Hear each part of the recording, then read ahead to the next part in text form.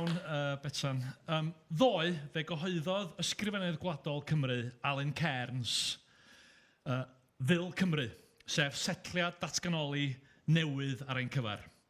Da ni wedi hen arfer a ragflaenwyr Mr Cairns yn addo y bydd trefn datganoledig arfaethedig i Gymru yn para am genhedlaeth. Fel y gwelwn ni mewn munud, reality'r sefyllfa ydy bod unrhyw gyfundrefn datganoledig newydd i Gymru yn wneud yn dda iawn i bara am 4 neu 5 mlynedd, heb sôn am 15 neu 20. Ond doedd gwybod hynny yn menu dim ar uchelgais Alun Cairns. Wrth gyfarch ei waith ei hun yn rhifin ddoe o'r Western Mail, mi awgrymodd Alun Cairns y bydd y drefn newydd a sefydlir gan Fil Cymru yn para am ddegawda, nid jyst am genhedlaeth. Yn wir, byddai'n rhoi diwedd unwaith ac am byth, medda fo, ar ddadleuon hen ffasiwn chwedl ynta, fwyna sut mae grym yn cael ei rannu rhwng Caerdydd a Llundain. Well, scarcely believe, Mr Cairns. Bil Cymru ydy'r 7fed trefn datganoledig i gael ei hawgrymu'n ffurfiol gan Llywodraeth Prydain ar gyfer Cymru neu i gael ei gweithredu yng Nghymru yn y 4 mlynedd ar 15 ers i bobl Cymru bleidleisio o dew asgell gwybedyn yn y referendwm honno ar sefydlu'r Cynulliad Cenedlaethol i Gymru. Y 7fed. Dari'r cyntaf, sef y drefn bleidleiswyd arni yn y referendwm, ddim hyd yn oed cyrraedd y llyfr statut. A diolch i'r drefn am hynny, achos pan ddaru nhw dechrau craffu ar y drefn oedd yn yr arfaeth, ddaru nhw sylweddoli'n syth bod o'n gwbl anigonol, felly oedd yn rhaid cael newid sylfaenol. Wedyn, mi geison ni'r ail drefn, sef yr honno a ymgorfforwyd y Nedd Llywodraeth Cymru 1998. Y drefn a ddaeth i fodolaeth ar ôl yr etholiad cyntaf i'r cynulliad yn mis Mai 1999. Ddaru honno ddim para am flwyddyn. Be ddigwyddodd wrth gwrs oedd yn sgil y coup d'etat yn erbyn Alun Michael, os da chi'n cofio fo. Fe aeth arweinwyr y cynulliad ati Rhodri Morgan a Dafydd Ellis Thomas yn blaenllaw iawn yn ei plith, aethon nhw ati i newid y drefn. A beth sy'n ddiddorol am hynny ydy nid newid y drefn oherwydd bod yna rhyw ymchwil mawr mewn cenedlaetholdeb Cymreig, ond oherwydd bod y drefn a sefydlwyd gan y ddeddf yn gyfan gwbl anigonol. Felly mi gaethon ni'r sefyllfa od iawn yma yn y trydydd cyfnod o ddatganoli, pan roedd gwleidyddion Cymru yn ceisio gwneud i ddatganoli weithio gweitha'r hyn oedd yn y ddeddf oedd yn sail i'r holl drefn. A wedyn, yn 2007, mi gaethon ni'r 4ydd cyfundrefn datganoledig, sef honno a sefydlwyd gan ran 3 Deddf Llywodraeth Cymru 2006, trefn yr Elcos, Bond i Gyrbwyll. Rwan, be allai ddeud am y drefn uffernol honno ger bron cynulleidfa parchus y mam Pontio, cynulleidfa sy'n cynnwys fy mam?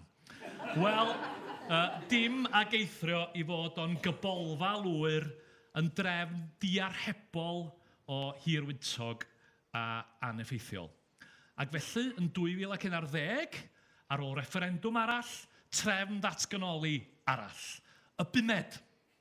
Y tro hwn, y trefn a gynigwyd i'r Alban, a grandwch ar hyn, y trefn a gynigwyd i'r Alban yn 1979, ond y drefn ddaru Llywodraeth Llundain benderfynu peidio i gyflwyno'r Alban yn diwedd y 1990au, oherwydd, medda nhw, i fod o'n rhy gymleth a bod o'n arwain at heriadau yn y llys yn syth bin.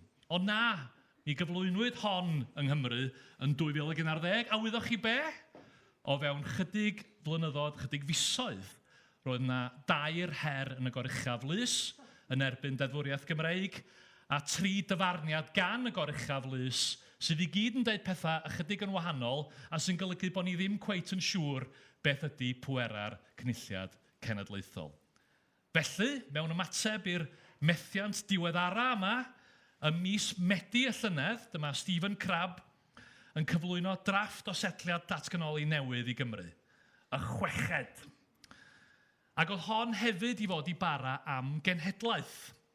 Wel, cenhedlaeth i wningan efallai. Oherwydd o fewn cwta 5 mis, roedd Mr Crab yn gorfod cydnabod a chwarae teg iddo fo am fod yn ddigon o foi i syrthio ar ei fai, oedd yn gorfod cydnabod na fod ar gyfundrefn honno'n gweithio chwaith. Ac felly ddoe, fel y dydys i, mi gawson ni Mr Cairns yn cyhoeddi'r 7fed ymdrech i greu cyfundrefn ddatganoledig i Gymru. Llinell ora referendwm 1997 oedd honno gan Dr Tim Williams, oedd yn arweinwyr yr ymgyrch na ar y pryd. A mi ddedodd o, petai Cymru yn cael datganoli, Wales will be a banana republic without the bananas.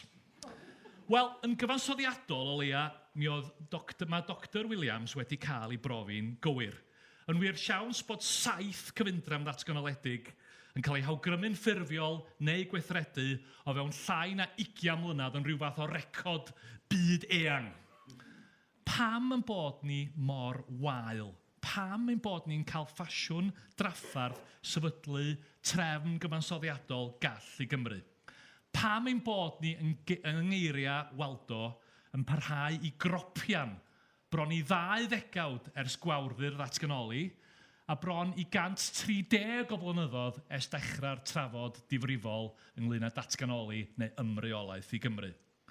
Wel, yn syml, oherwydd bod gormod o'n gwleidyddion ni'n parhau i weld Cymru fel rhan o Loegr yn hytrach na'i bod nhw'n dysgu'r gwersi priodol gan Loegr. Ac falla wedyn, mewn canlyniad i hynny, bod gormod o wleidyddion Saesnig yn parhau i weld Cymru yn ddarostynedig. Ystyriwch hyn. Ar wahân i'r ffaith bod nhw gyd wedi methu, beth oedd yn gyffredin ynglŷn â'r 7 cyfundrefn wahanol dwi wedi disgrifio yn fyr? Wel, mae pob un ohonyn nhw yn gyfundrefnau arbrofol. Does na ddim un gwlad arall yn y byd wedi ceisio mabwysiadu'r cyfundrefnau da ni wedi cael yng Nghymru. Hefyd, mae pob un ohonyn nhw yn mynd yn groes i egwyddorion mwyaf sylfaenol democratiaeth seneddol mewn rhyw ffordd neu gilydd. Egwyddorion, a dyma'r ironi fawr, egwyddorion a ddysgwyd i'r byd yn anad unman arall gan Loegr ei hun. Beth bynnag ddwedwch chi am ymerodraeth Prydain, a mae yna lawer iawn yn gallwch chi ddweud am ymerodraeth Prydain, bydd Lloegr yn od o effeithiol yn allforio model o ddemocratiaeth seneddol effeithiol i'r byd. Yn llawer iawn mwy llwyddiannus na'r Unol Daleithiau a'i model hi o ddemocratiaeth arlywyddol, yn llawer iawn mwy llwyddiannus na unrhyw un o'r gwledydd Ewropeaidd eraill.